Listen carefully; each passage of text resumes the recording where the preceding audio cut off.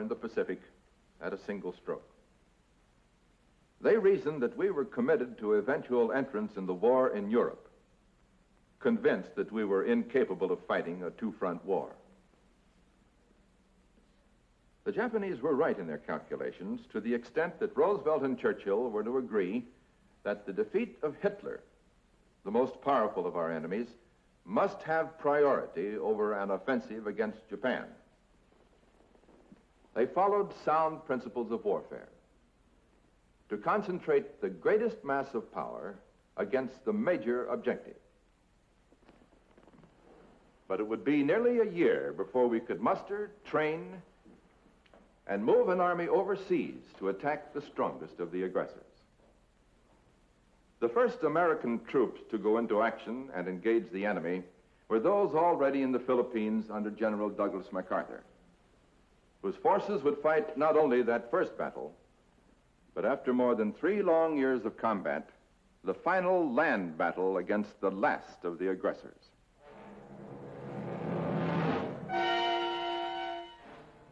Three days after Pearl Harbor, Japanese troops landed on Luzon's north coast.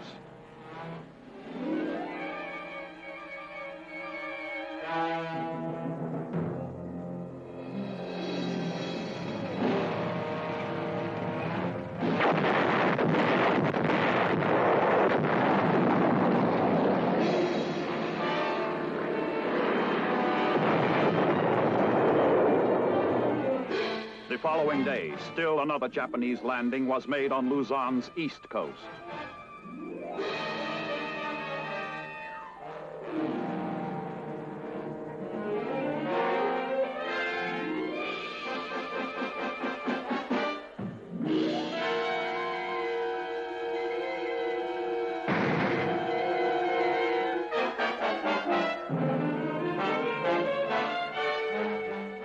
On the 21st of December, the main Japanese invasion force hit the eastern shore of the Lingayen Gulf. Troops came pouring ashore from 80 transports.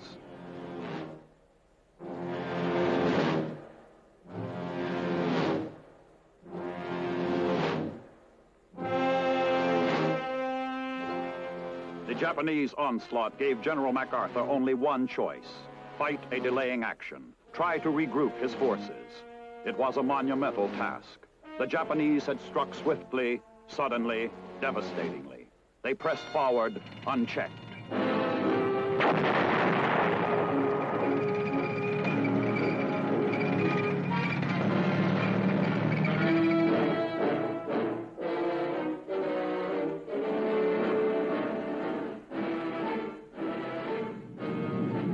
To save Manila from war's destruction, General MacArthur declared it an open city.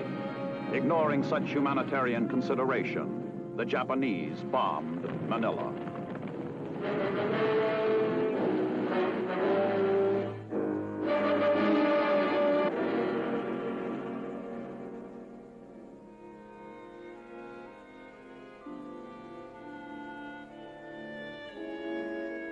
On the last day of 1941, MacArthur withdrew to the mountainous terrain of the Bataan Peninsula, for Bataan and Corregidor commanded Manila Bay.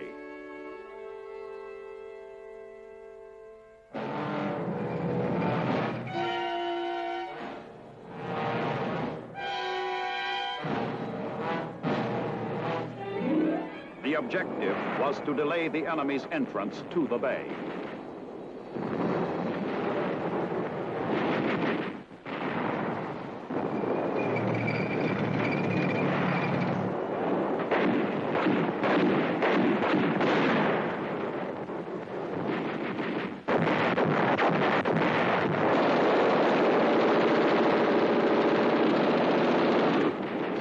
MacArthur and his battling bastards of Bataan, as the troops in grim humor called themselves, knew they were fighting a losing battle.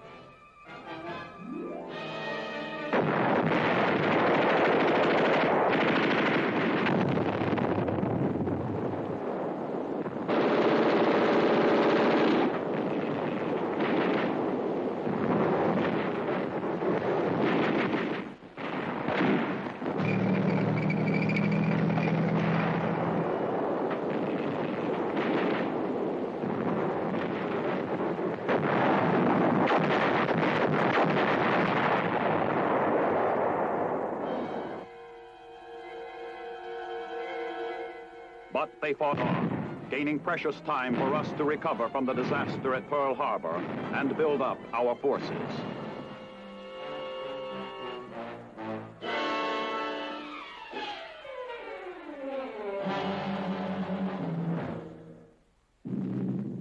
There were other prime targets marked by the Japanese. In December 1941, they took Hong Kong and invaded Malaya.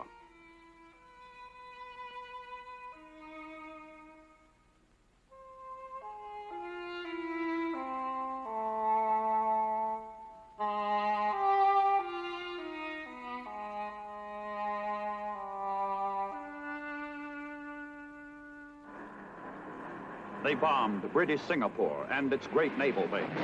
The British fought back, but it was the same losing fight that our troops were waging in Bataan.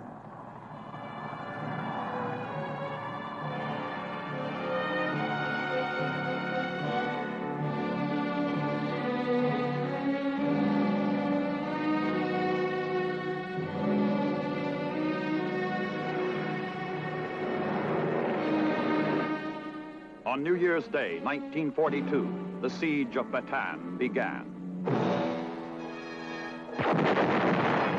Superior Japanese forces pounded our beleaguered troops for 3 long and agonizing months.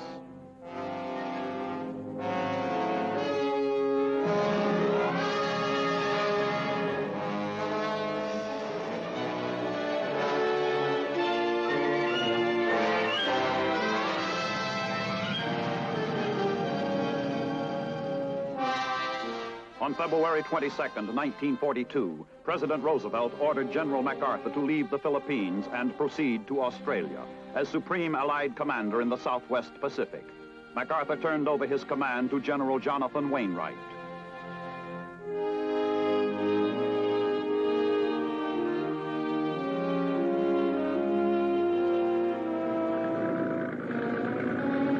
MacArthur made the first leg of his journey to Australia by PT boat through enemy-infested waters.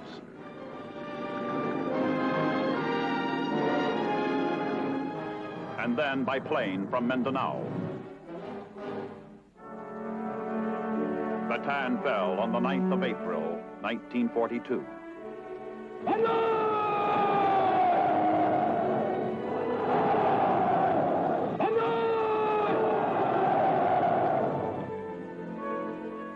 Thousands of captured American and Filipino prisoners of war began their infamous death march. Hundreds were to die, felled by exhaustion and by the bayonets of their captors. To those self-designated battling bastards of Bataan who starved and fought on, the nation owes a debt it can never repay. Theirs was a heroism seldom matched. Corregidor remained our last foothold. What once had seemed an impregnable rock fortress now awaited its inevitable doom.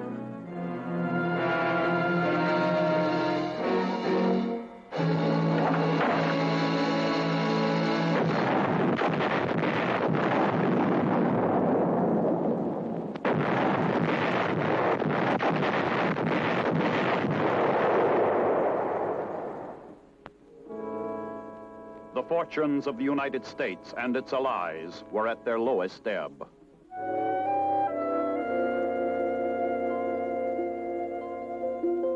But the Japanese were soon to learn that their homeland was vulnerable to surprise attack. April 18, 1942, 16 B-25 bombers led by Lieutenant Colonel James Doolittle prepared to take off from the deck of the aircraft carrier Hornet.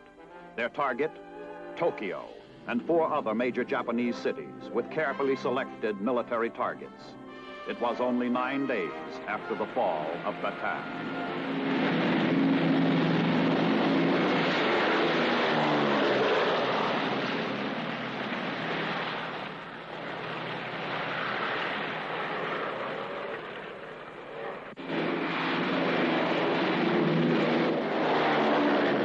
Never before had such a carrier-based operation been attempted.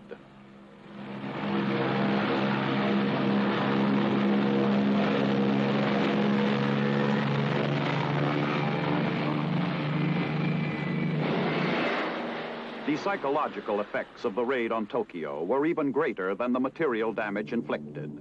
It raised the morale of all Americans.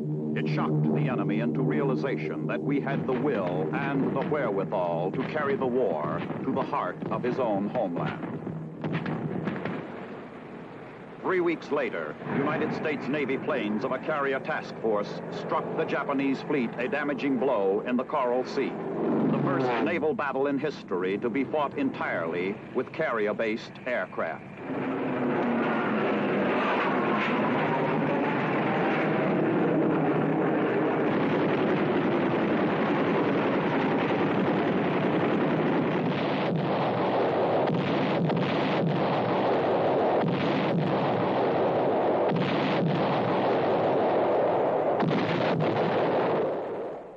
While the Navy was starting to make a comeback, General Wainwright surrendered Corregidor.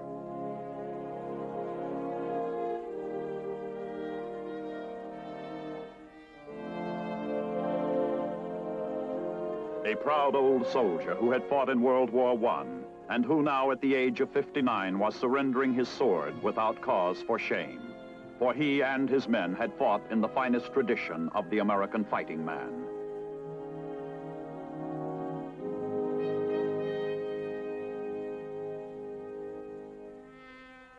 Our stubborn defense of Corregidor had put the Japanese conquest 4 months behind schedule and sent General Hama back to Japan, relieved of his command. In January of 1942, President Roosevelt had addressed Congress and the nation to set new and immediate production goals. First, to increase our production rate of airplanes so rapidly that in this year, 1942, we shall produce 60,000 planes. 10,000.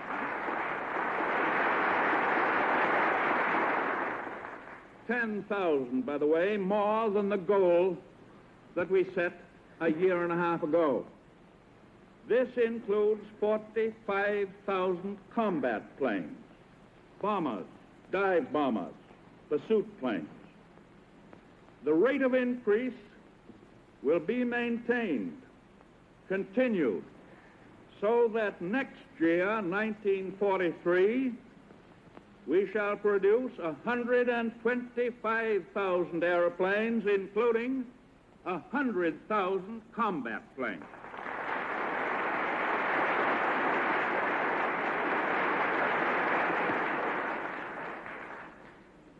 Second, to increase our production rate of tanks so rapidly that in this year, 1942, we shall produce 45,000 tanks, and to continue that increase so that next year, 1943, we shall produce 75,000 tanks. Third, to increase our production rate of anti-aircraft guns so rapidly that in this year, 1942, we shall produce 20,000 of them, and to continue that increase so that next year, 1943, we shall produce 35,000 anti-aircraft guns. And fourth, to increase our production rate of merchant ships so rapidly that in this year, 1942, we shall build 8 million deadweight tons as compared with a 1941 completed production of 1,100,000.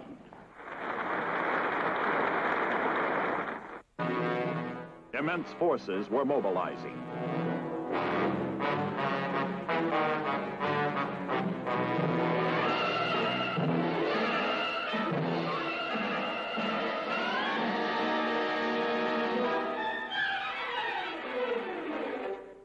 Millions of Americans were in training.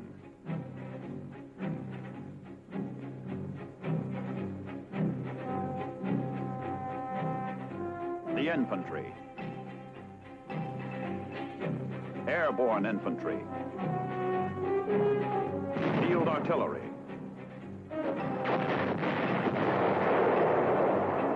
anti-aircraft artillery,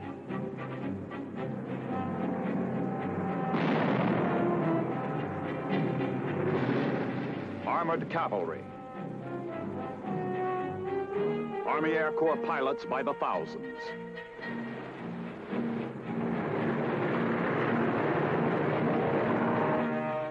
woman power as well as manpower.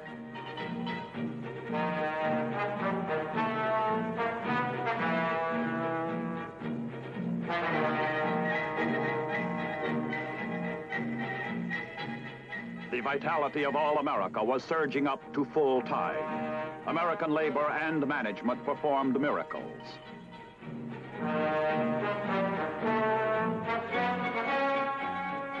Planes, tanks, guns, ammunition. Tens of thousands of items rolled off the lines to supply not only ourselves, but our fighting allies.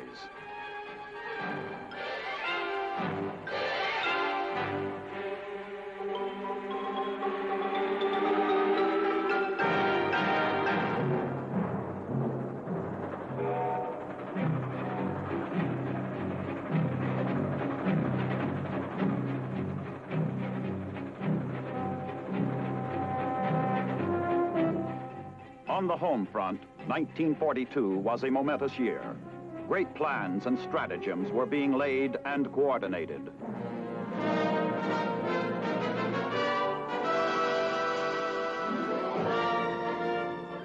Supplies by the millions of tons poured overseas.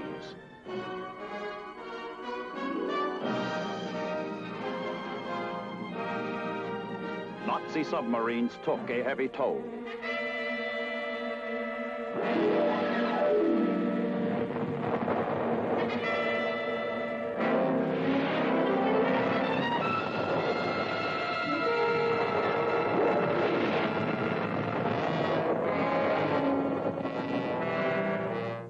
But enough ships got through to help sustain our beleaguered allies. In the air, the tables were starting to turn. 1,000 Royal Air Force planes in a single massive saturation raid smashed Cologne, Germany.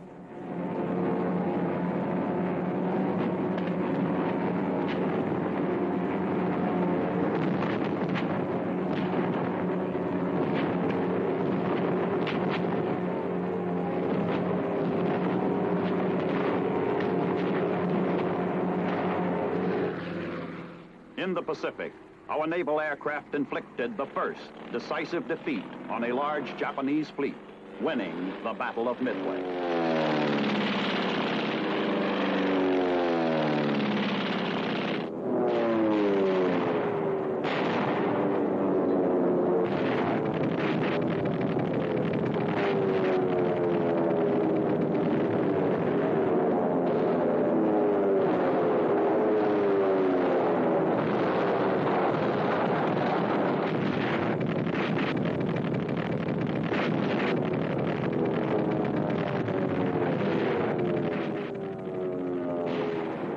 An hour of triumph.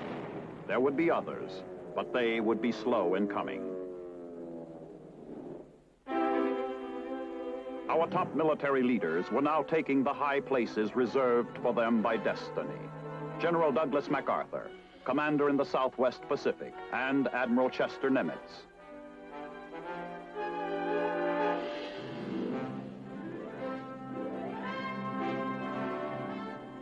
General Dwight D. Eisenhower was coordinating momentous plans with the Allied combined staff in the European theater of operations.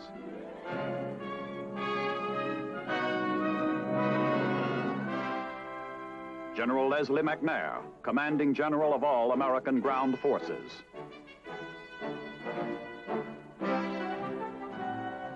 General Omar Bradley, commandant of the infantry school, soon to be given a top field command. General Henry Hap Arnold, commanding Army Air Forces. General Brehon Somerville, moved up to Chief of the Services of Supply, with the stupendous task of logistical support for what would finally be an army of many millions deployed throughout the world. The first of our troops began arriving at overseas staging areas. In North Ireland, England, Australia, on bloody Guadalcanal, Army troops relieved battle-scarred and weary Marines to continue the fight for the Solomon Islands. The United States was demonstrating not only a will to fight, but the capability of fighting a two-front war against great odds on far-flung battlefronts half a world apart.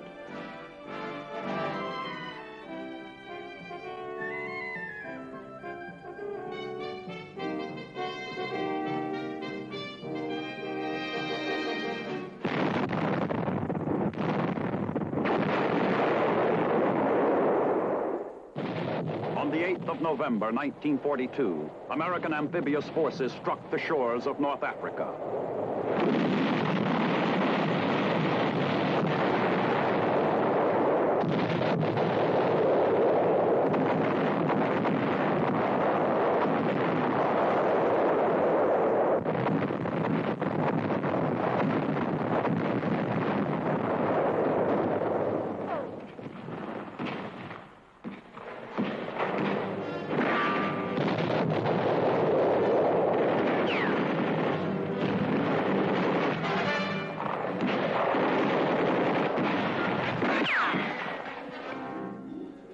We were, to use an appropriate American phrase, in business.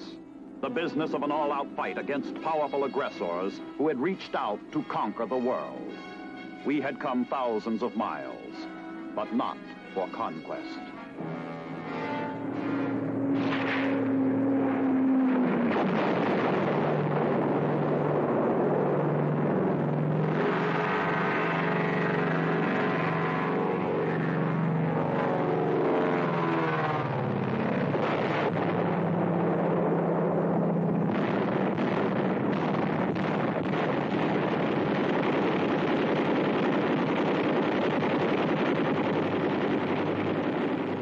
In 1942, the commander of our ground forces, General Leslie McNair, said it best. The United States is stretching out its arms to encircle the globe, not in conquest, but in protection. Even with our powerful allies, the task is vast and calls for our utmost all-out effort.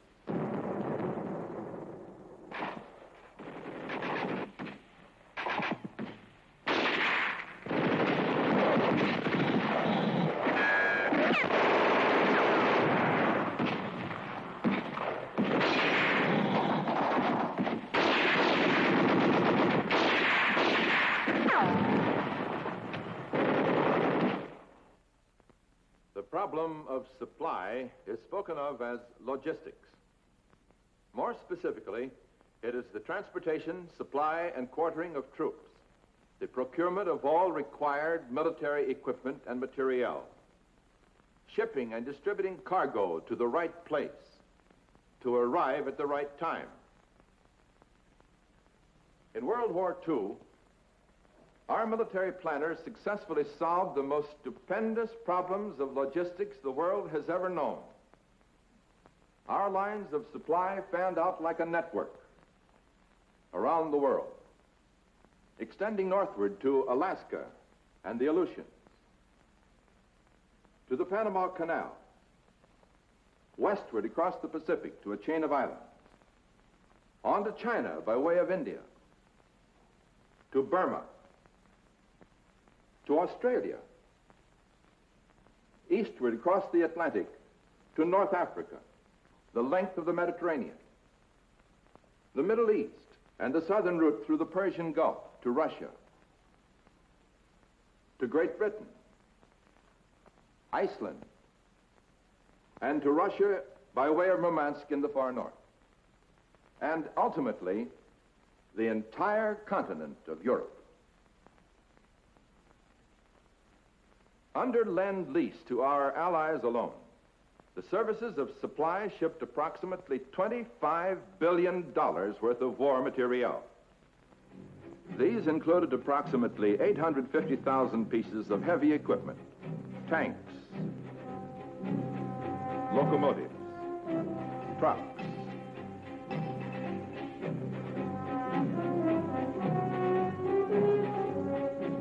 Free French forces in North Africa were supplied enough arms and materiel to equip 12 combat divisions.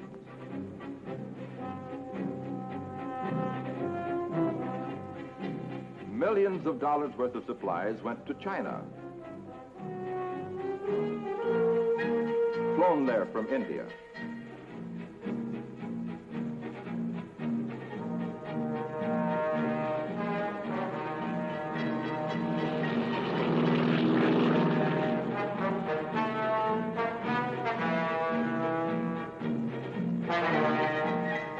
Russia alone, over the submarine menaced route to Murmansk, almost 500,000 pieces of heavy equipment, railroad rolling stock, and clothing. Vast stores of munitions and equipment went to England and her Commonwealth.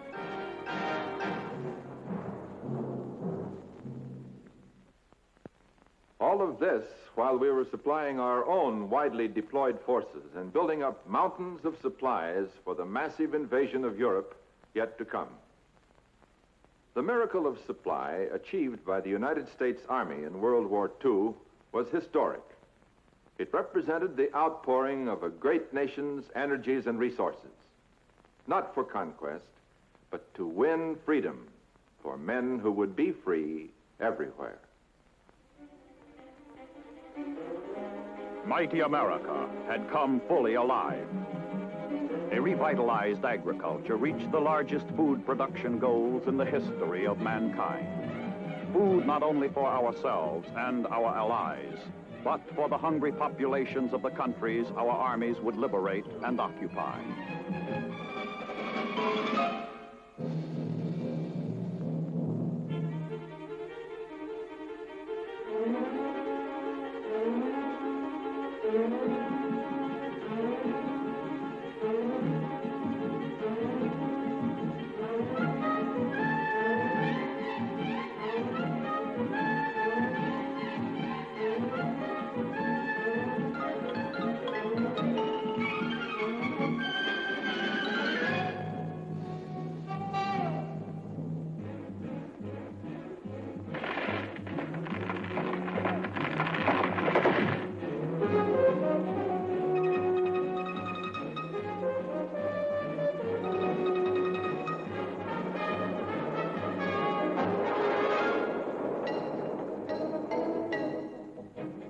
Industrial output staggered the imagination, brought renewed hope to our hard-pressed allies, dismay and consternation to the aggressors. It amazed even ourselves.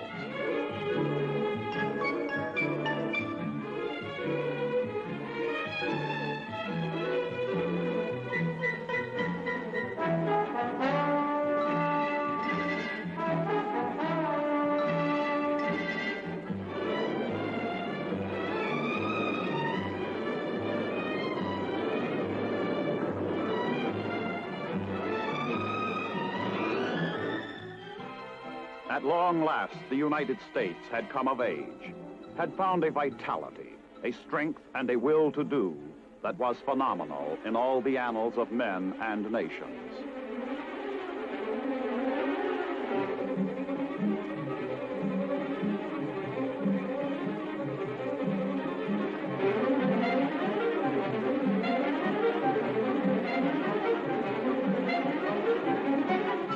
Great convoys of ships stretched out as far as the eye could see, carrying the millions of tons of cargo we kept pouring overseas.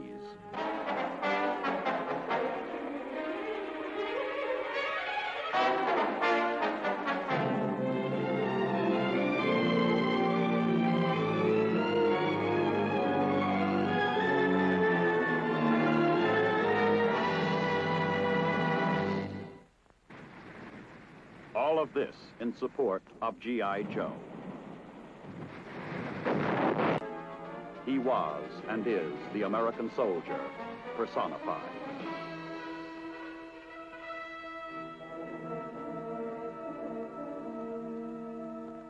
And who were his leaders? Marshall, Eisenhower, MacArthur, McNair,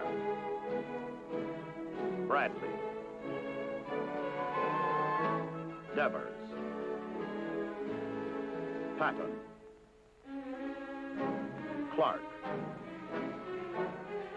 Hodges, Kruger, Eichelberger, Patch, men like McAuliffe, men who possessed the indomitable spirit and genius of Washington, Winfield Scott, Andrew Jackson, Grant, Sherman,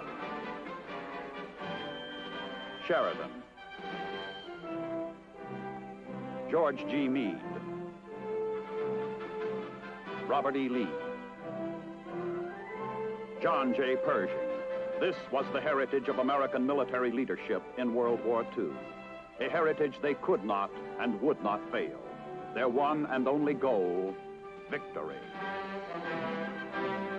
From buck privates to four-star generals, these were the priceless outpouring of America's greatest resource, the product of more than a century and a half of freedom, of democracy in action, of a great dream that their forefathers had fought for and made a reality, and which these, their sons, were fighting to preserve. But even amidst the tensions of war, there were precious hours of respite in which battle-weary men found rest and relaxation and brief moments of humor.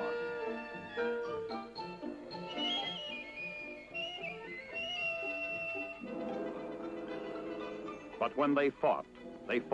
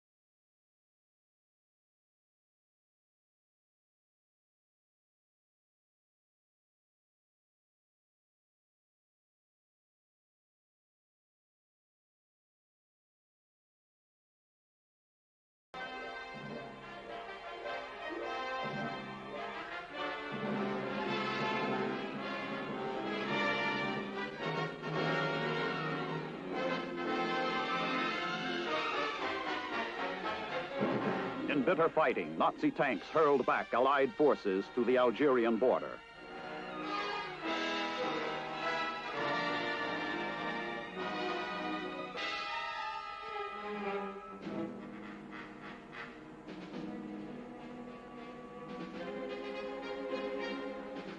But then, combined American, British, and French units stopped the German-Italian drive at Kasserine and overran Tunisia.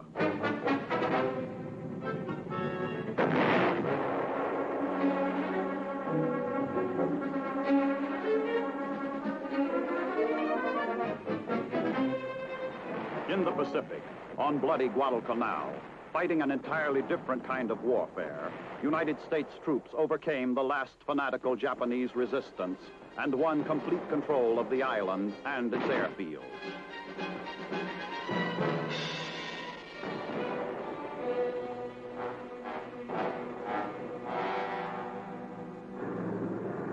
In the Battle of the Bismarck Sea, Allied bombers sank 8 transports and 4 destroyers of a Japanese convoy of 16 ships.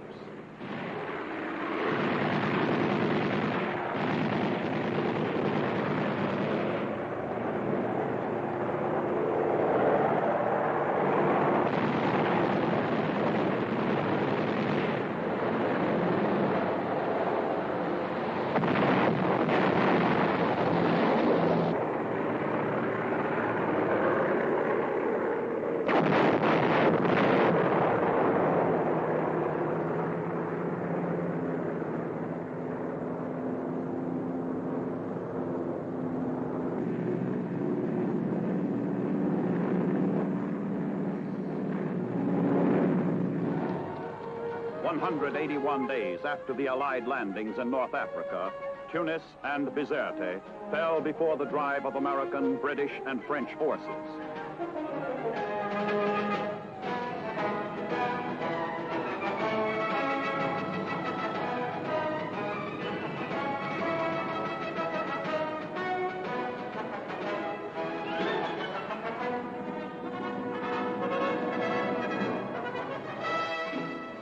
The drive reached its full fury with lightning speed, in the air and on the ground. The enemy was hit, harder and harder, crushed in a vice from which there was no escape.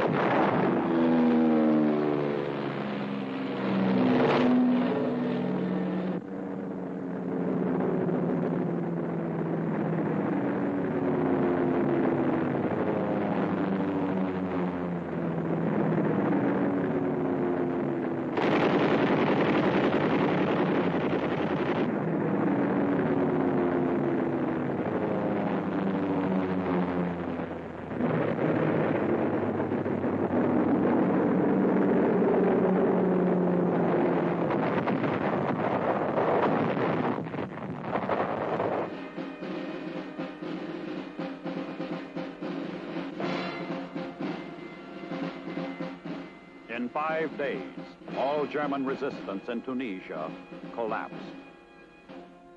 The Axis forces surrendered. The myth of Hitler's super race was beginning to crack.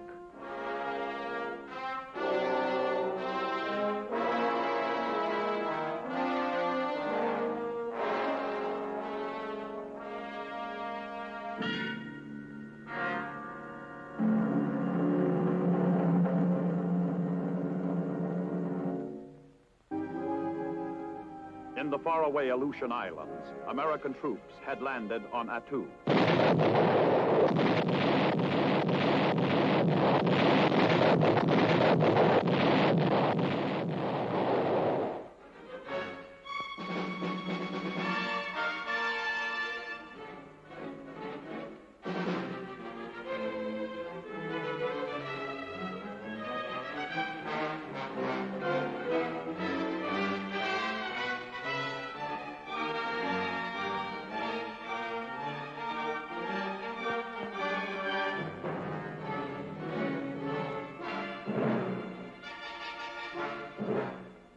Still farther away in New Guinea, American and Australian troops drove back the stubborn and fanatical enemy in close fighting in malaria-infested jungles.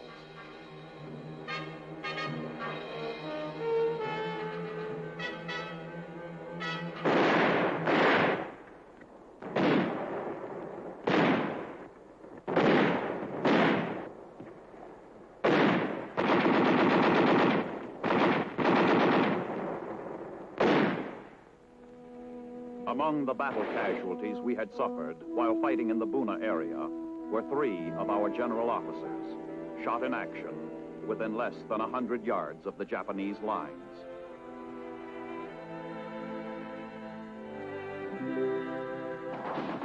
From victories on the deserts of North Africa,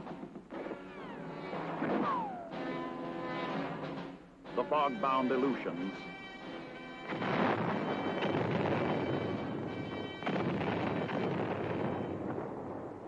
to the tropical island of Guadalcanal and the New Guinea jungles, where our troops were driving forward against desperate Japanese resistance, we had indeed spread our forces around the world. Who was it that once said, the United States was incapable of fighting a two-front war?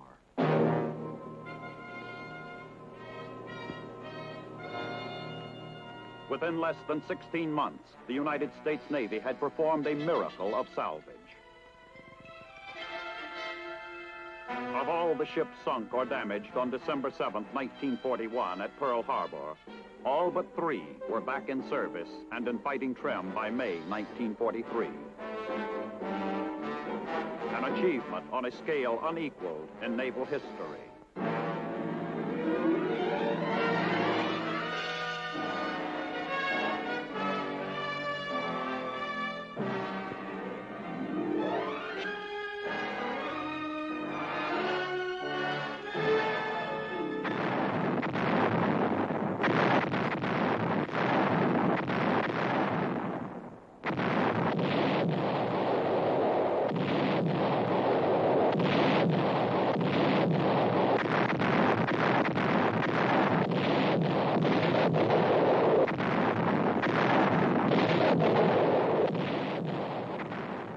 In Russia, the Germans had taken virtually all of Stalingrad by late 1942.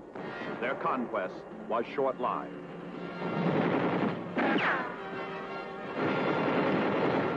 Early in 1943, the Russians launched a massive counter.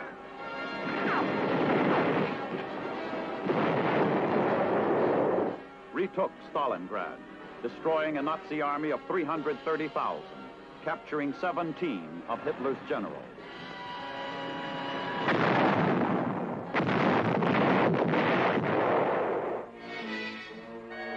The tide had started to turn in Russia.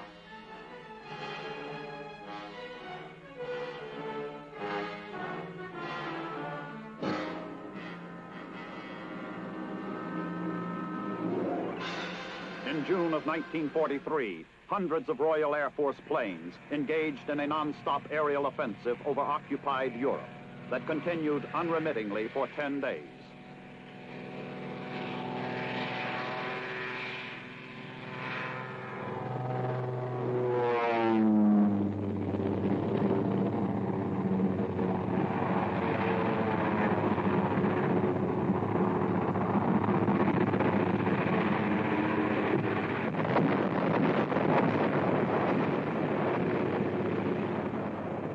While the tide was turning in the air over Hitler's fortress Europe, American Army, Navy, and Air Forces, along with those of Australia and New Zealand, launched a concerted offensive to drive the Japanese out of New Guinea and the northern Solomon Islands.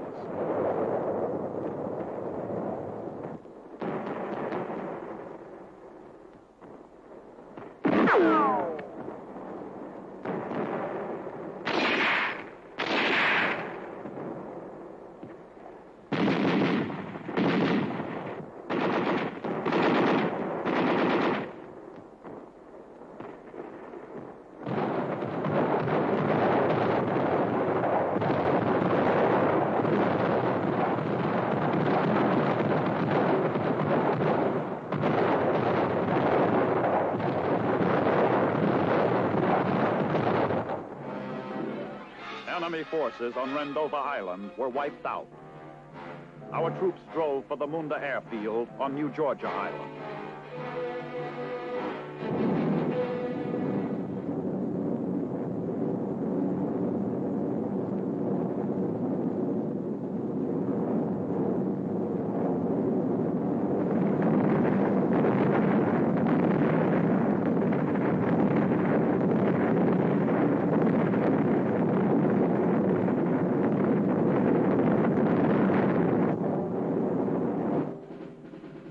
With all of North Africa in Allied hands, preparations for Operation Husky were begun immediately to attack the soft underbelly of Europe. The immediate target, Sicily. Little time was lost.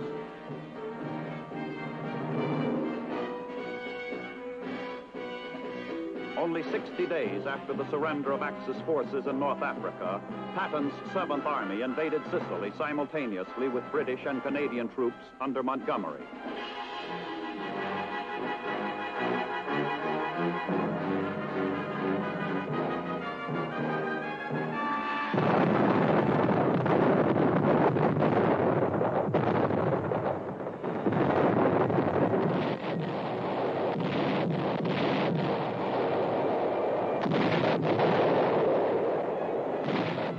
Some 3,000 craft were employed to land an initial force of 160,000 troops.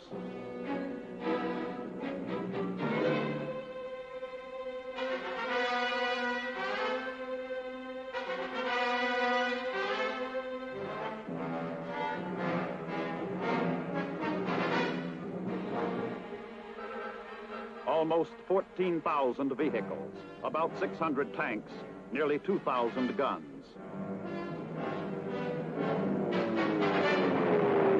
But Sicily was held by more than 200,000 Italian and German troops, strongly entrenched on rugged terrain. It was to be a tough, hard-fought campaign.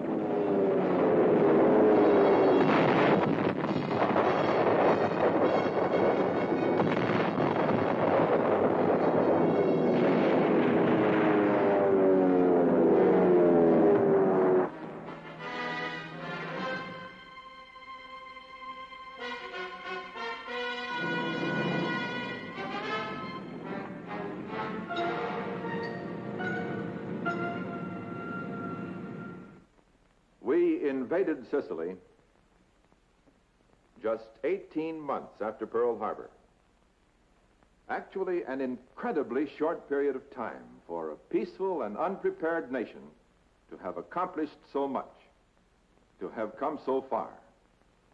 It was a brilliant reflection of our military planning and the energy and enterprise that implemented that planning. It was America at its dynamic best. The forces of agriculture, industry, labor and management, finance and manpower coordinated with the military. What the United States alone did in those first 18 months will live long in history.